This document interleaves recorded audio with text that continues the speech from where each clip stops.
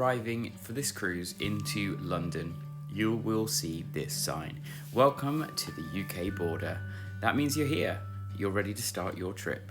And how? I'll give you a tour of how to get through the airports, mainly Heathrow and Gatwick, and how to make your way to your destination.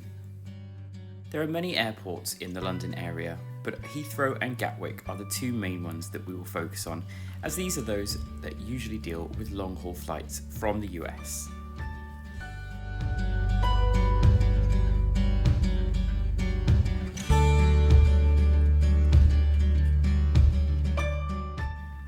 Heathrow Airport, previously known as London Airport, is the biggest airport in the United Kingdom and one of the biggest in Europe. There are 5 terminals here, so do check if you are arriving in terminals 1, 2, 3, 4 or 5 before looking at transport options.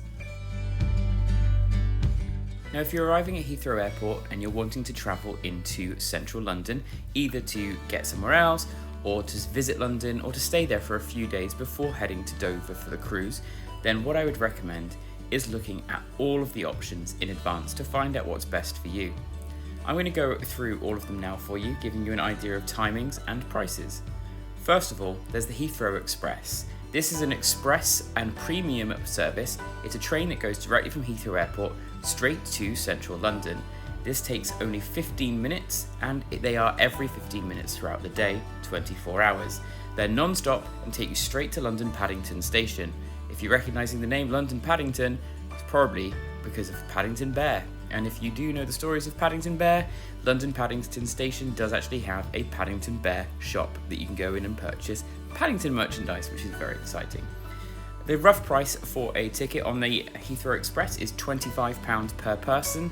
That is a single ticket, so if you want to get a return, there will be a return fee, but at the moment I'm just focusing on the single because that's just what I do. So £25 single for the Heathrow Express. Your quickest service, 15 minutes to get to central London every 15 minutes. If you're wanting to save some money and you don't worry about time, for example, you could take the Underground, or as we call it, the Tube. The London Underground takes about 50 to 60 minutes, so about an hour on the Piccadilly line. That's the purplish blue line on the London Underground map. This is cheap but long. Obviously it takes about an hour, but it does cost about £3.30 to £6 depending on the time you travel and the day you travel. So it is very, very cheap, very, very accessible, and obviously it's going to be your simple option. Do be aware though that the Tube does get very busy, and if you're travelling with lots of luggage, you may have problems getting it on and off. Some of the stations are not step free, so you will need to lift things up, move things around, and Londoners are very, very much in a rush a lot of the time, so you may have to deal with people pushing past you.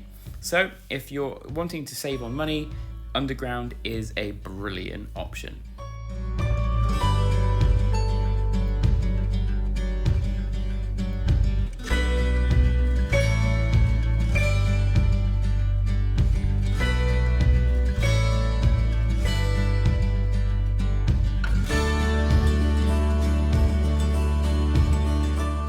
It's worth also noting that if you want to get the normal overground rail services, these are available and take about 30 minutes to stations in both West and Central London at a rate of between £11 and £25 single. This is a good time to introduce the Oyster card or to talk about travel cards or payment in general in London. Anywhere in London that you travel, whether it be on a train, the Underground, or if you're getting one of the famous Red London buses, you can travel on one sort of travel card system. Oyster cards are a prepaid or top-upable card. They are contactless. You can purchase these at any major station in London, as well as purchasing them online or in lots of different retail outlets throughout London. These allow you to top up and use them as contactless payment in and out of any form of transport in London. This includes the boats and the Thames River cruises, the Underground, the trains and the buses. So if you want to, you can just top up an Oyster card and go as you please. However, you can use just your normal contactless card. So if you have a debit card or a credit card that has this contactless symbol, you can use this to get in and out of any of these stations for London transport. The great thing is there's a daily cap. So if you travel lots, there's a maximum, which I think at the moment is about £7 per day that you can go to before they sort of cut you off. And you can carry on traveling past that free of charge. So once you hit that daily cap, they won't charge you anymore. Just be careful that you do make sure that every time you tap in, you definitely tap out. Even if the barriers are open, tap out. Otherwise, you may get a penalty charge. So be aware of this as you travel. If you prefer, you can actually buy a travel card. Now, it's not a physical card, it will just go onto your Oyster, and what it'll allow you to do is have, for example, 1, 2, or 3 days of unlimited travel. You pay for it in advance, and you can travel on it.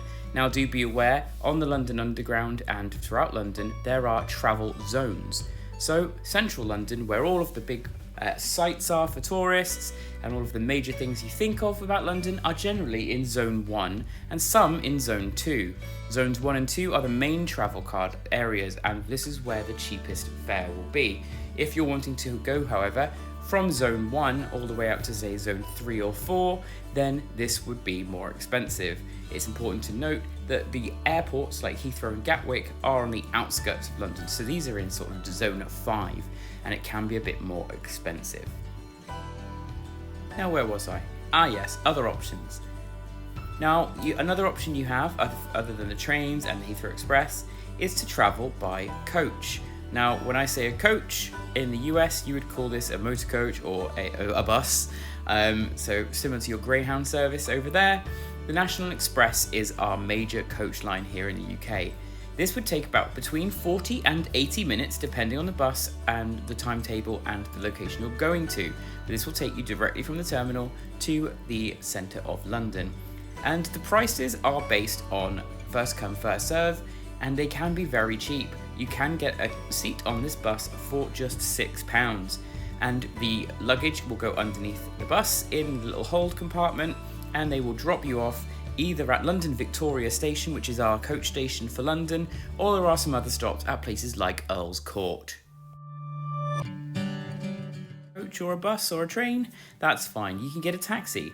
The famous black London cabs are available, about £45 to £70 to get to central London, and it'll take about an hour. Alternatively, you can use Uber if you like to use the app-based service.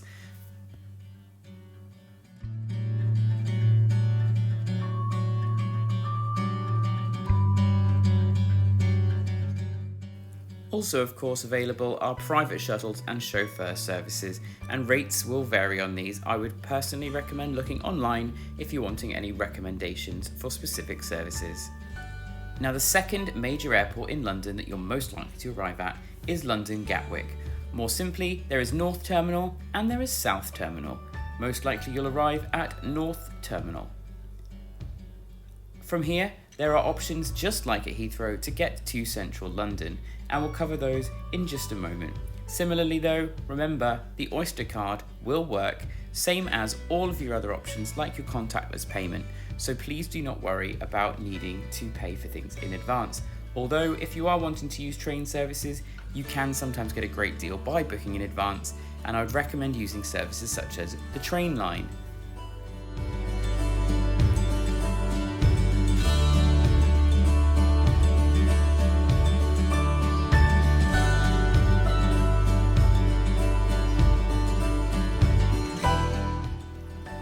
Similarly to Heathrow, Gatwick has an express train. This takes 30 minutes to get you into central London and runs every 15 minutes, but at the time of recording, this is currently suspended due to the COVID-19 pandemic. But hopefully things will be back to normal soon. This is usually a low-cost way of getting into the centre of London, but it is more expensive than things such as the normal trains, but you will get a quicker and easier route. Unlike Heathrow Airport, Gatwick is not connected to any London Underground or tube stations because of the fact that it is not really in London. So, if you're wanting to travel into the city centre via train, you will need to use an overground train. Southern Rail run 4 times an hour, a 35-minute journey to London Victoria Station, around £12 a ticket, and the Thameslink service, also 4 times an hour, is about 30 to 45 minutes to take you to London Bridge, Blackfriars, St Pancras or London Farringdon. These are sort of city-based stations around the City of London, and again, around £12.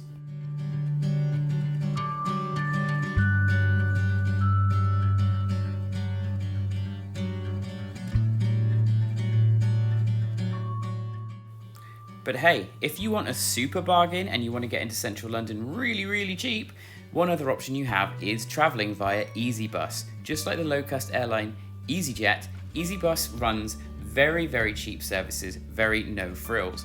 You can actually get from the airport into the centre of London for £2. It takes about an hour and will drop you off at Earl's Court.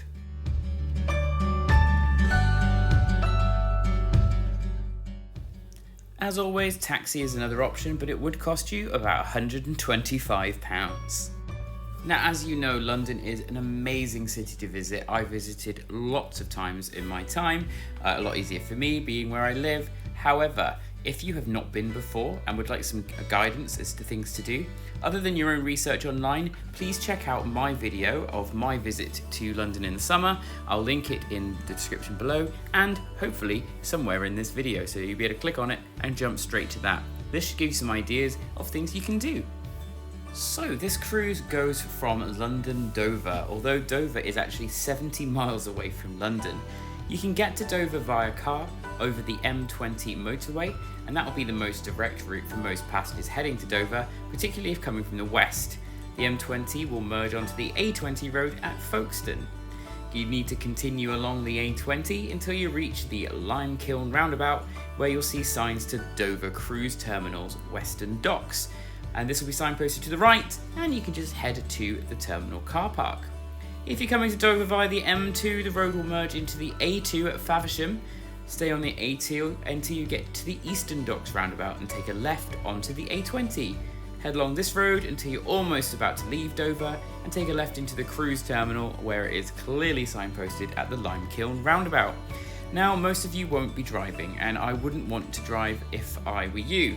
If you're travelling from an airport, it is much easier to use public transport. I do find, don't hurt me, that public transport is much easier and more useful in the UK than it is in the US, so please make use of it. If you're coming from London, what I would recommend is you get a train to Dover Priory. That is the nearest train station to Dover Cruise Terminals. It's just over a mile away, and with high-speed one train services to London, it just takes about an hour. You can actually walk directly to the cruise terminal from the train station in about 25 minutes if you're the walking type. So what is there to do in Dover if you're there for the night before? Well, the most famous thing Dover is famous for is, as you've seen from these pictures, the famous White Cliffs of Dover. A beautiful sight and a great way to get yourself ready for a Norwegian Fjords cruise, as we're going to see a lot of great landmarks such as these throughout the trip. Other than the White Cliffs, however, the other two sites I would recommend are Dover Castle, a really great medieval castle that you can visit and have a look around, and also, if you're interested in it, Dover Museum and Bronze Age Boat Gallery. Both of these I will link in the description to this video so that you can purchase tickets if you wish or read up on what there is to do. Dover is a beautiful place to visit, but be aware the roads are very busy here. Dover is the major ferry port for the UK, so anyone travelling from the UK to countries such as France will leave from here. There are a lot of trucks, lots of lorries and lots of cargo here, so please take care. Dover is actually more of a cargo port and a ferry passenger port than it is a cruise port. The only cruise lines that regularly sail from Dover are Saga Cruises for the over 50 crowd, and Disney Cruise Line sail from here 4 or 5 times a year.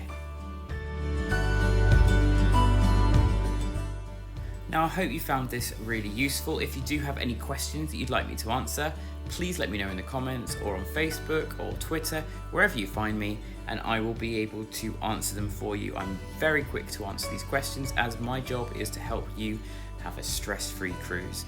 So, with that in mind, please tune in next week where we cover our first port episode with the look at Stavanger in Norway, and we will cover some other things such as Carnival essentials and including the updated COVID protocols. See you next week. Please like and subscribe, and keep paying attention to this great content if I do say so myself.